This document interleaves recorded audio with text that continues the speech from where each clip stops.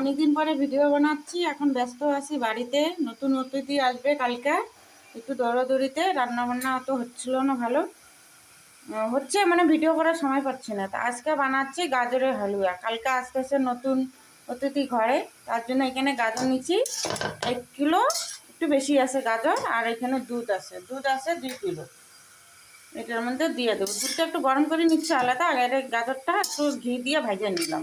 একটু জল জল থাকবে না, জলটাও শুকায় যাবে, গাজরটা মানে স্বাদটাও অন্য রবে। ঘি দিয়ে ভেজে নিচ্ছি, দুধটা দিয়ে দিছি। এটা হালকা আছে করতে হবে, কিন্তু অনেক টাইম লাগে, কোনো ব্যাপার না, করতে তো হবে হঠাৎ যখন দিছে।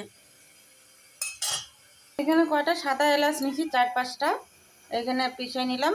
এটা খোসাটা সারে এটা বিচিটা দেবো। এখন এখানে কিছু হয়নি, এখানে আরও টাইম লাগবে অনেক। হওয়ার দিকে হয়ে গেছে। এখন চিনি, কাজু বাদাম কিশমিশ এগুলো ভাইজে এখন দেবো। কাজু বাদাম কিশমিশ আকরার এটা ভাইজে নেব সব মিলে এক জায়গায় ঘি দিয়ে। গরম হয়ে গেছে, একটু ঘি দেবো।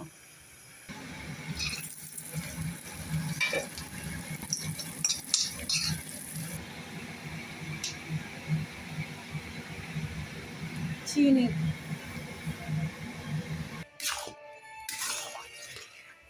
কালারটা সুন্দর হয়েছে গাজরের হালুয়া।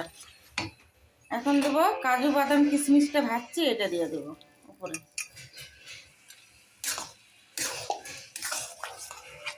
থাকবে, আজকে বার করবো না, এখন ঠান্ডা হবে, কালকে ফ্রিজে ঢুকাবো। আমার গাজরের হালুয়া কেমন লাগলো?